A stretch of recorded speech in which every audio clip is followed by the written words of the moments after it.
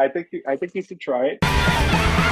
Oh, this is great. Definitely a cult phenomenon. You know what I think? It just hits you in the yeah. face. Well, recording is now in progress. Blood and guts. I realize I like paint. That was a botch. I'm blending. Hold on. So, anyway, thanks for tuning in. We're talking about wrestling. I'm talking to the potatoes. That's how it's gonna go. All right. Now listen, we're not professional. But Oh, you are drunk. yes, you have you have no idea. I'm Yeah. not going to be drunk, but I got my Suntory. I'm ready. Do you even see me? Hold on. No, I don't see you. All right, hold on. You can't see I'll take this shit out. Don't worry. Mm-hmm. Yes, dude. I've been drinking since 4 p.m. What are you drinking? And what time is it by you? 1 a.m. First I went Truly's, and I went to whiskey, and I said, you know what? We got to talk about Eddie motherfucking Kingston. Yeah, the man. I'm a New Yorker. You're a New Yorker, and Neither I of us figured living in New York anymore. Yeah. But yeah. I will be soon, but I feel like it was due. It was due to talk about him. I know we wanted to talk about Jade, but I said, you know what? While we're drunk and we're talking at 1 a.m., we need to talk about Eddie Kingston. I think this is the way to do it. Just impromptu. Yo, dude, what are you doing? Let's record some shit. All right. You got some whiskey. I got some whiskey. Let's do it. Yes. Because I know we wanted to talk about him for a while. I know that we were probably going to talk about him eventually anyway. Yeah. What's better way than when we're both kind of drinking and sitting there shooting the shit?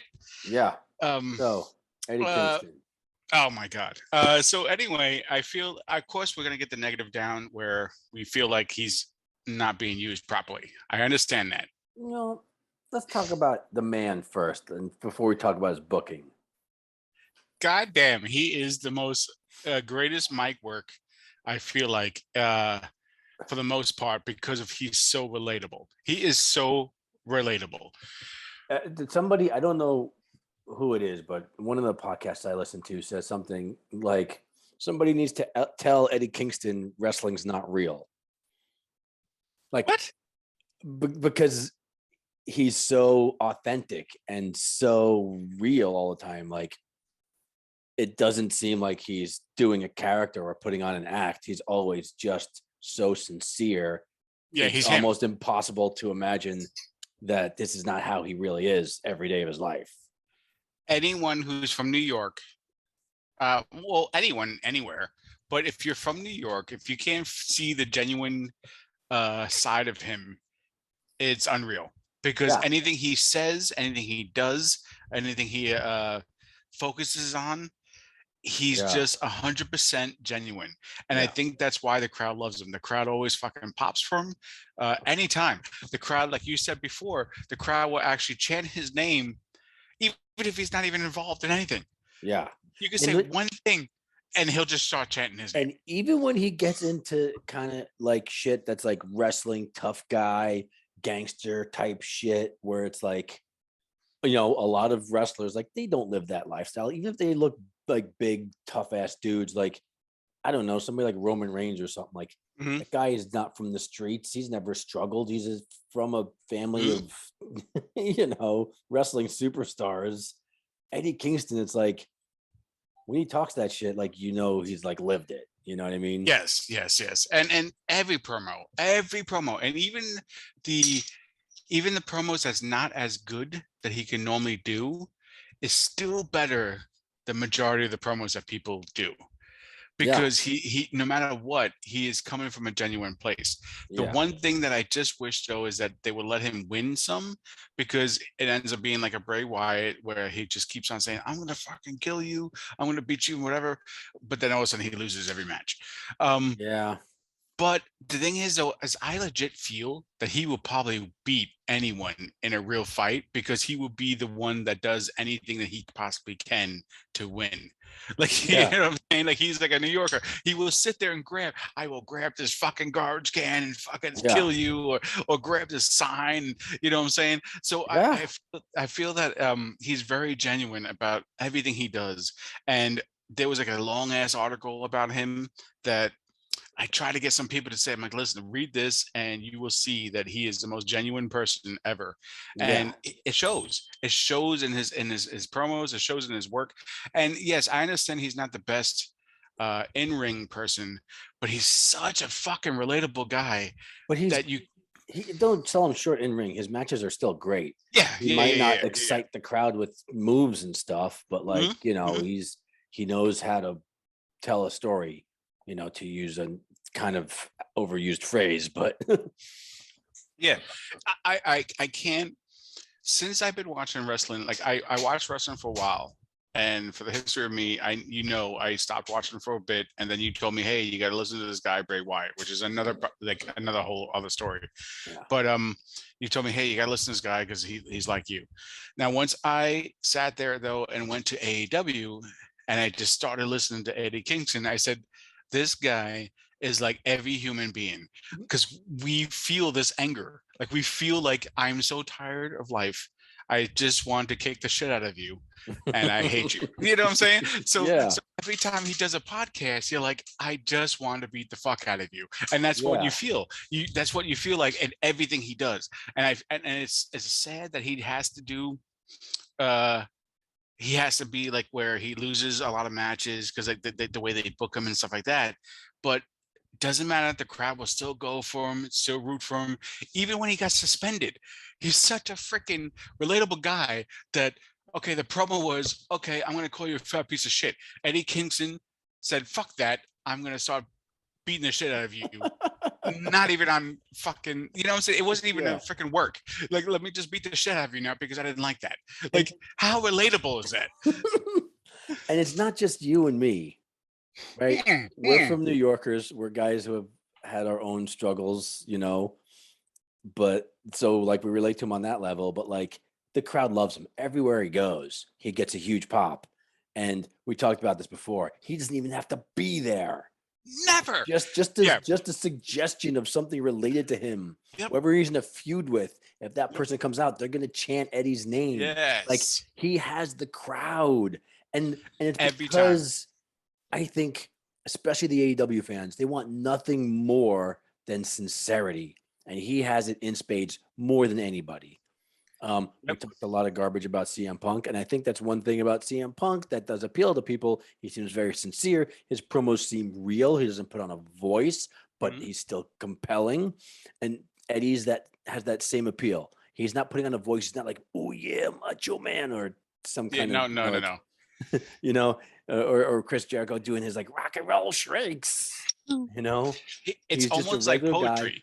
Yeah, he's just a regular guy talking regular, but it's still compelling. Because there's other guys who will like kind of talk regular and they just sound like they're talking. Like Jake the Snake kind of did that, but he pulled it off because he had a sinister vibe to him. You know, not everybody can do it like that.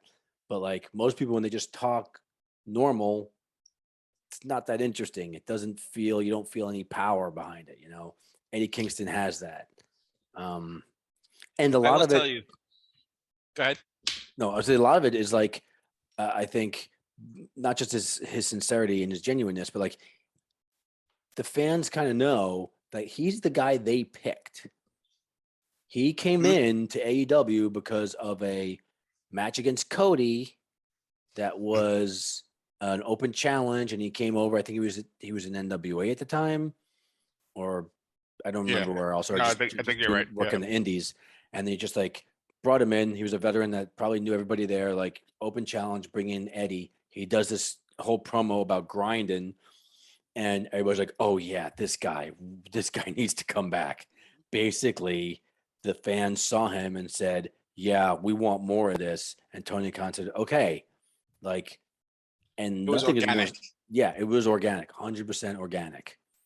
And I will tell you, even I have a friend, Levi, who sits there and watches sometimes randomly with me.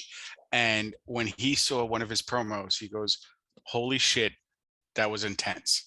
Now, for someone who doesn't watch wrestling, who sits there and watches his promo and says, holy fuck, like you actually believe in what the fuck he's saying, you know damn well that he's intense. And you could feel the whole authenticity. Like you could tell he's a New Yorker. You could tell that he just means, because obviously you could obviously tell that he's fucking like he's talks the way he lived, I don't know you what the know, fuck you're and talking about. yeah. Fucking New So Yorker. so the fact that if people who don't watch wrestling actually sees this, you know, you have something genuine and special. And I just hope to God that like they realize that eventually, and they put a belt or something on him so he does something long term, because they haven't done it yet. Because they know though, every time he comes out, the crowd goes on. The crowd goes on, and he's one of those people that I feel like he just can't do wrong. Even when he fucking I'm gonna be rambling, I'm sorry because I'm drunk. But even when he We didn't have more whiskey, man. sat there and did bad, like he got suspended because a promo was onto him and they said, oh, you're a fat piece of shit, blah blah blah. So he didn't like it, so he started kicking the shit out of him. He took full accountability. So even though he was wrong, you have to respect the fact that he sat there and said, okay, this was all me, my bad, it's my fault 100%. Yeah. And Sammy didn't handle it with the same grace he did. No, not at all. You know? And that's another aspect to Eddie. Like, not only is he able to put on the tough guy, sincere thing, but he's very self-aware.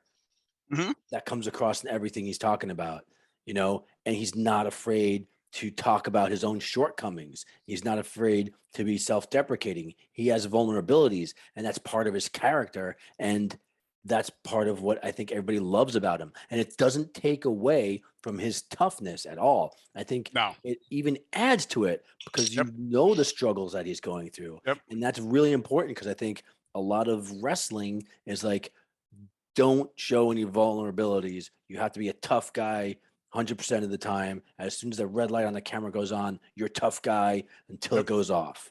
And that's kind of bullshit because toughness comes from struggle. And Eddie Kingston knows that, and he's using it, and the fans know it, and they love it. Every single time he gets a pop, every single time. And when as soon as his song comes out and his theme comes out and he comes out, the fucking crowd goes nuts. You know for a fact that this is the guy that when you're at home watching, you're like, this could be me. He represents all of us watching. And that's what it is. He represents all of us watching, saying, you know, we're tired of all this shit. Let's fucking, you know, get behind him. He did it time and time and again. I really do think that he saved them with a lot of promos. They use him a lot for promos. And I know that they get over with that. I just wish that they give him a little bit more wins and like give him more respect with that. But I'm sure he's due because they know the crowd loves him. They know the crowd loves him. And like, he's knowledgeable too. He knows wrestling. He's not just some mook that got in the ring because he didn't know how else to make money. He's a tough guy. I'm going to use this tough guy persona, you know, to make a living. The dude, like, he's one of those dudes who was a tape trader back in the day. He knows all the old Japanese guys, especially like, I think it's like the All Japan was like big on the like hardcore matches back in the day. And like when you put him on the mic at commentary, he knows everything. He's making all these references. Some of the references go over my head because I don't know. I don't know wrestling to the level he does. You know, so he's not just a cement-headed tough guy. He's a knowledgeable guy. Which again, put him at the announcer's desk more. He's good. Yeah, I will also say when he goes and wrestles. When he does interviews and he actually starts saying how, okay, well, this person's a dick or fuck this person, I actually look more serious into what he says because of the guy he is. So if he's saying like, okay, well, let's say Claudio, I really don't like that guy, or this person, I don't like that person, or like I almost sit there and view it as, well, maybe he's right because he's such a relatable guy. Like maybe there's something I haven't seen. Like, you know, because I don't think he would actually be the type of person that will say shit just to say shit. You know what I'm saying? In interviews or whatever. I feel like he's so articulate where he knows exactly what he's saying and what he's doing. And so therefore, if he legitimately doesn't like you as a New Yorker, I know for a fact there's a fucking reason why he doesn't like you. Yes. So No, I 100% know what you're saying, dude. so Because he's so also a guy who, like, I think anybody, I don't know, maybe it's more people in New York, but like, there are people who just like, they just speak their mind. If mm, somebody doesn't like you, they're just going to be upfront about it. There's no, mm, like, I live in California. There's a lot of wishy-washiness. There's a lot of like, act nice to your face and talk shit behind your back. You know, yep, there's just a lot of passive aggressiveness. None of this stuff makes a compelling wrestling character. yeah. But Eddie Kingston was like, if you're from New York and you know Eddie Kingston, his whole persona, then you know that's a real thing. He's gonna talk shit. And like the whole idea of like he's like, as much as of a tough asshole as he can be, he's a likable guy. Yep. Everybody that you hear talk about Eddie Kingston talks about him positively. You Yes. always know where you stand with somebody like that. You know, Mhm, if you're fucking up, he'll tell you you're fucking up, but he's not going to necessarily hit you forever about it. He's the kind of guy who I feel like, yeah, I'm going to own up to my problems. If you own up to yours, then we can be pals. But if you're going to front like you're perfect, then I don't have any time for you. Yep. Yep. And that's what I mean. Where like, so therefore, in interviews where it has nothing to do with the show, has nothing to do with the storylines, if he's saying something about someone, it does really make me feel like, oh, okay, maybe that person it really is an asshole. Because Yeah. why is this? And don't get me wrong, he does have enemies because of the fact that a lot of people don't like people who speak their minds, but at the same time though is you don't hear him talk a lot of shit about many people. It's Right. only a few people. So therefore, if you're thinking that out of all the shit that he's been through, New Japan and this and that and all these different fucking places that he's been to, if he's only saying a few names, maybe there's a little truth to what Yeah. he's saying. You know what I'm saying? Like, because he's not one to talk shit, that he didn't mean. So it does give you to a different insight where you're like, okay, well, I have to look back now and say maybe he's right that Claudio is this way, or maybe Brian is this way, or fucking, what I'm saying, Punk. Yeah. He said Punk that wasn't a good guy. So he's not the kind of guy who seems spoiled. He's the kind of guy, if he has a gripe, it's probably a legit gripe. It's not yes. just him not getting his way all Mhm. the time. It's not just him trying to control the narrative. He understands how things work. He's a realist. He never gets his way. I mean, when you really Yeah. think about it, he never wins. So for him to sit there and say a few things about certain people, it's not from a place of saying, oh, because he didn't put me over. He doesn't get pulled over with anyone. Exactly. You know what I'm saying? So, Yeah, so nobody puts him over. yeah. So it doesn't matter if it's kind of funny, but it's true. It doesn't matter then if he doesn't get put over with certain people. He's legit saying, oh, this motherfucker is saying, but it sounds, when he talks to in an interview too, it sounds like how I would talk with you when I'm fucking venting about someone, and you know what I'm saying, or like how someone from New York will vent about something. It really legit sounds like that. So you're like, okay, this motherfucker just has some kind of gripe and he's saying it all, and he's putting life into actually this interview that he just said, and it just makes it more real. It just makes it more real because there's no reason for him to sit there and say all this shit. And promo after promo after promo, like I will say it again, his worst promos are probably still better than majority of the people that's in wrestling. So we'll sit there and say, well, that promo wasn't that good, but even though we said that legitimately, it still is probably better than majority of the promos that is out there. And you had mentioned him getting to work with New Japan as a result of being signed to AEW. That's like a dream for him.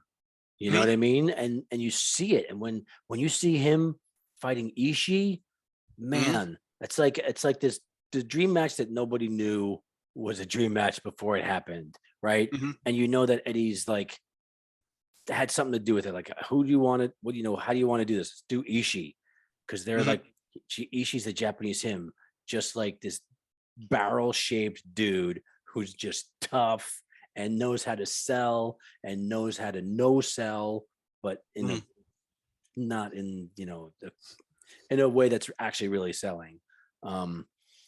And just two guys who are like nothing flashy, but never put on a bad match. I mean, I Ever. don't want to hype up Ishii too much right now, but I've seen a lot more Ishii matches than Eddie Kingston, and to me, he's the most underrated wrestler ever. I've never seen a bad Ishii match. The guy, you could argue he's like a top 5 guy.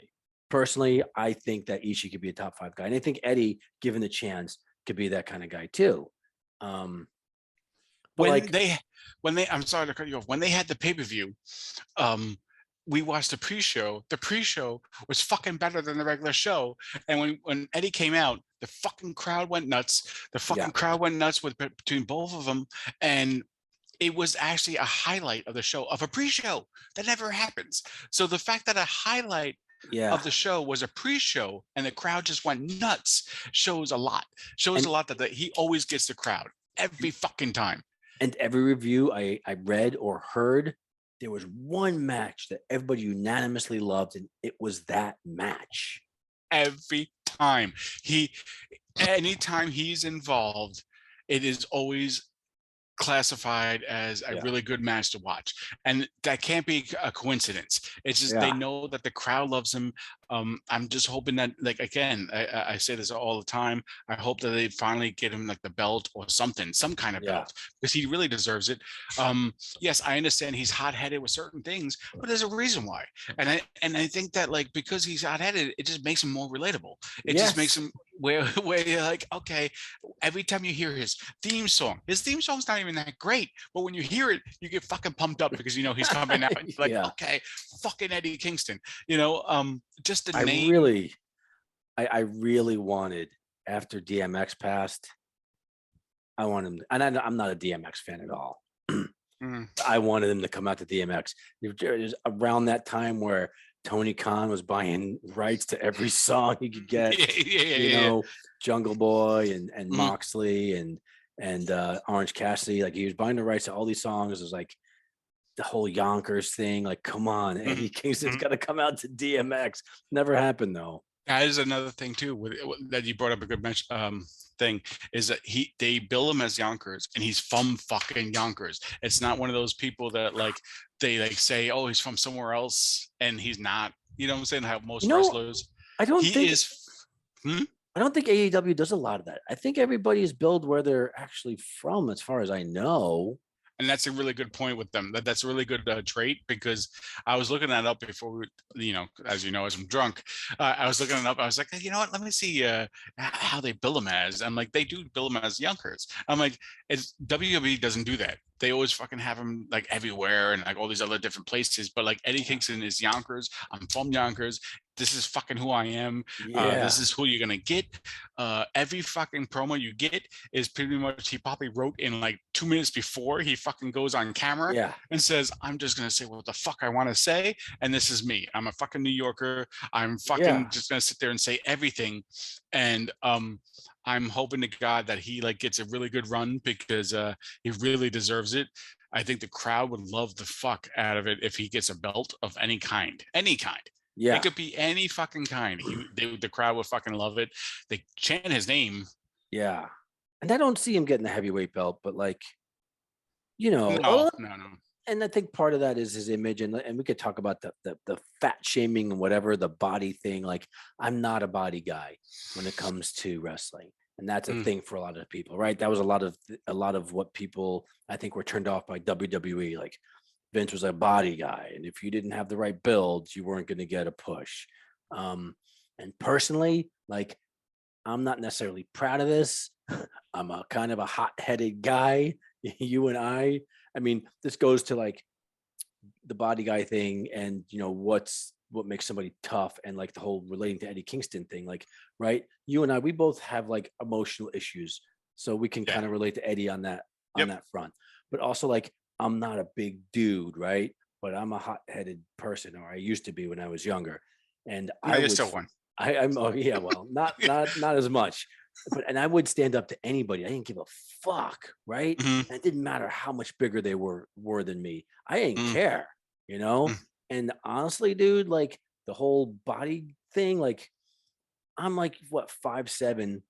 I would stand up to dudes who are 6'2", and I didn't give a shit. And you know what? It didn't matter. And a lot of times those guys would look at me like, oh shit, this guy is like like, I'm not gonna Crazy. fuck with this dude. Yeah, yeah, He's yeah. crazy right now, you know.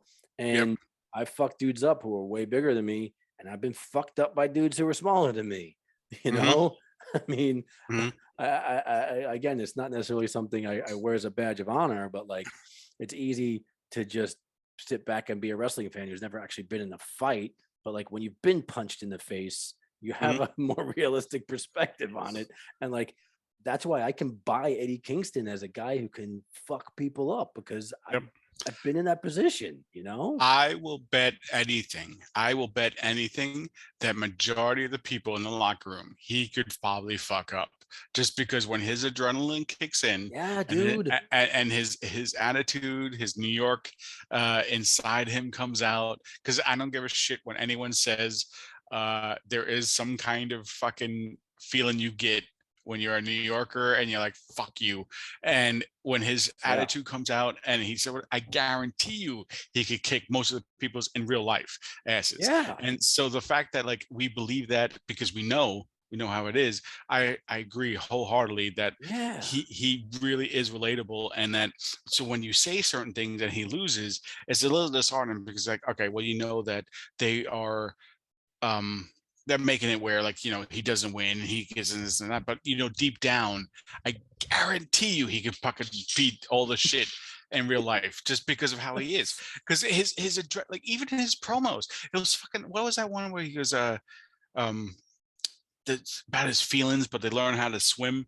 He tried to I don't remember specifically. drink his demons away, but they learn how to swim. That's right. Or whatever. Oh, Yeah. that's a good line. Yeah, I know that's from a special like poem or whatever, but like I showed that to Levi, and Levi was like, he watched that and he goes, "My fucking God, that is intense!" Like, because when you watch it, he just knows how to like look at the camera. He knows how to say the shit. He could fucking make a promo about a cookie, and you'd be like, "I don't want to go near you." Like, you know what I'm saying? Didn't he? Dude, there was a thing. Oh man, this was a while ago now, but I don't know if you saw that. Like, on Being the Elite, I think they had him do a promo on a cookie. Like, it was like a bit where like, let's see what we can make Eddie Kingston do a promo on, because his reputation was that like he could do a promo on anything because he's so good. So they made him do a promo on a cookie. I forget the other ones. They only did two. It was like, it was a bag of chips. Like, it was like, but he kept it going. So the fact when he was like sitting there going against Chris Jericho, and like, the thing that gets me is, I don't know how he laughs. I don't know how he doesn't laugh at half the shit he says, because he'll make sure, like with Chris Jericho, when he had that feud for like 7 months, he would fucking say, Chris, like 10 million times in his promo. I got Chris, Chris. Like, he just said Chris, like, nonstop. I'm like, how do you not laugh? Like, I would be just fucking bawling laughing, like the way he's saying shit. But like, he just made it sound like when you hear a promo and then you hear his theme music come out, and I don't even like his theme music, but when you hear his theme music, like, I'm gonna get up and punch my fucking neighbor in the face because that's how he does. And I feel that's why a lot of people chant his name, no matter what. Every fucking match I have seen him in, the crowd will chant his name. It doesn't matter who it is. Doesn't matter who. It could be actually someone more popular than him. The crowd will always chant his name. And I think it's because of the fucking fact that he's relatable. People see that in him. They see their anger in him. Like, I know that sounds like a joke, but I feel like they feel that, like they feel the anger in him. So they said, you know what? I am putting my anger into you. I'm kicking the shit out of you now. Like, you know what I'm saying? Like, because he makes his anger like rational, right? It's not just like some randomly like, oh, we got to put these two people in the ring together. Let's pretend they hate each other now for no reason. Like, he always has a compelling thing to be pissed off about. Yeah. Yeah, and it's just like I said, I wanted to come on here and give him his props, because like it's one of those people that we haven't seen him in a couple of weeks, because I know he's been on suspension. I know he's going to be on Wednesday night, which I'm looking forward to. That's one of the few matches that I'm hoping for. Even if he doesn't lose, even if he doesn't win or lose or whatever, the fact that he's on just makes the whole shit like I'm just looking forward to it. I look forward to him more than most people. Yep. Probably the same amount as I look as a Bray Wyatt, just because of how he is. And I feel like, again, coming as a New Yorker, I walk around New York City. When I worked in New York City and I walked around, I felt like him every single day. Like, you know what I'm saying? I felt like him every single day. You fucking hear his music and you hear him and you're like, you know what? I am screaming on the outside and I'm going to want to punch everyone in the face. You know what I'm saying? Working with customer service or whatever. So it's amazing to me that he didn't get a belt yet. And I'm just hoping that he does. I'm hoping that they give him some good run. I don't think it's right now, but this is what I think. I mean, because it's hard to know what to do with Eddie, right? I don't think putting the heavyweight belt on him is a viable thing. Like all the belts have sort of a specific, like use. The heavyweight belt is the heavyweight belt. The TNT belt is like this mid-card belt. The North Atlantic one is obviously going to be like some technical whatever thing. And the Ring of Honor belts and all this stuff. They all seem to have like their niche. To me, I think right now, if it's me, if I'm the booker, by the way, hire me. Yeah. But like you've got this Moxley Bryan match coming up, right? I think it's smart to put Moxley needs a break, put the belt on Bryan. You still want Moxley to have a belt though, right? Because of everything he's done after the whole debacle of All Out, right? Give him his break, comes back, Eddie Moxley tag team, give those guys the belt.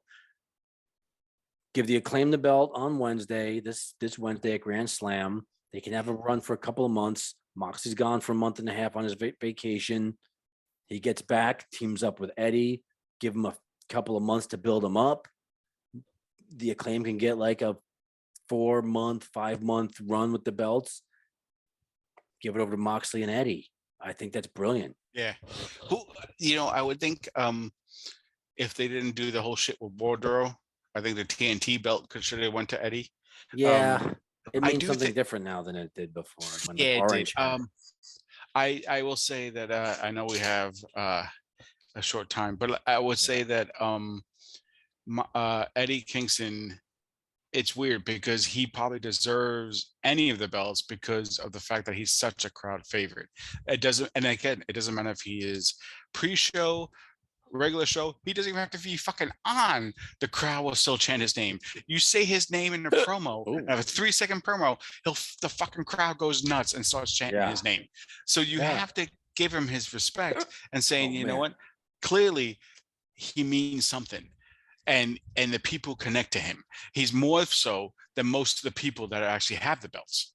I'm going to say one bad thing about Eddie. Okay. I think you know what it is. Do you know what it is? Do you know what I'm going to say? I think that you're going to say he should wear the shirts that he wears during the promos. Yeah. Lose that gear, bro. Yeah, lose the gear. He doesn't need the leotards or whatever the fuck it is. He needs the Public Enemy shirts. He needs the fucking New York shirts that he always wears during his promos. Yeah, I agree. Dude. I agree 100%. His whole persona is street tough. Yeah. Regular dude. Wear regular guy clothes. Wear t-shirts and pants. Yep. Not fucking when not I a one piece with cargo, cargo pants over it, tucked into your boots. He doesn't give a shit about his weight, which is fine. But I'm telling you, when he comes out with a Public Enemy shirt and he comes out with his theme song and he's a fucking New Yorker, you sit there and you are him and you're thinking to yourself, I am going to punch everyone in the face. I don't give a shit who the fuck it is. I am fucking 7 feet tall. And the whole like whatever his weight is and everything, like when he wears that gear, like when you're in a bar and you're fighting somebody and they look like Eddie Kingston and he's got just a t-shirt on, like it doesn't make him any less tough, whatever he looks like under that shirt. but when you put him in like a athlete's gear, he Yeah, doesn't yeah, look like an athlete, yeah. and it takes away from the realism, right? Yeah, no, Put him yeah. in fucking street clothes, Timberlands, Yep. fucking pants or cargo jeans or cargo pants, and a Public Enemy t-shirt. Yeah. I will say though, even in that shit, he would still probably kick fucking I at least half agree. the roster of the because he just doesn't give a fuck. I But agree. that's our fucking goddamn show. I just wanted to Yeah. make sure we come in here and drink some whiskey and talk about Eddie fucking Kingston I'm because gonna we have love him. one last sip for Eddie. You know what, dude? We didn't even talk about the article. That article put him over even more. The article is amazing. And you know what I think I'm gonna do? I think I'm actually gonna find that article and post it on our Facebook, just so like in case if anyone fucking sees it, they could actually read it with this fucking episode because he really does need his props. Anybody who didn't read that article, read the article. Even Unbelievable. Jim freaking Cornette, who shits on AEW every chance he gets, loved that article and That thought article it put Eddie over even more. Is amazing. The article is amazing. Eddie Kingston's amazing. I feel like he's probably one of the better people that they ever fucking hired in AEW. I think they need to do him is better. Eddie and Ricky Starks were two dudes that came organically out of that whole Cody TNT belt open challenge, and they both came in and were immediately like embraced by the fans. Push Ricky Starks too. And even though we know that Sammy will probably win this Wednesday, we're still rooting for Eddie because we know damn well the crowd's going to be deflated if Eddie doesn't win. They know damn well that no matter who, this is another good thing. I know we have 3 minutes left. But this is another thing is that no matter what you put him in, any fucking artist or any fucking wrestler or whatever, the crowd is going to chant his name more than anyone else. More than anyone else. So not gonna happen though. Yeah, he's not gonna probably win Sammy. Ty Conti's gonna hit him in the balls. You know damn well the crowd's gonna chant for his name because we all love Eddie. So one more toast. One more for Eddie. To Eddie motherfucking Kingston. He doesn't. Does he drink? I don't give a fuck. Sober? Well, he drank his demons away. He definitely drank at one point. That's the podcast. I want to make sure we got him his flowers. Next time we'll do the shit that you wanted to do with Jade, but I just wanted to come here because I was drunk and I said, you know what? If I'm drunk, I gotta do fucking Eddie motherfucking Kingston. Hell yeah! Flowers for Eddie, Daddy. That's all it is. All right. Till next time. Good night. Night.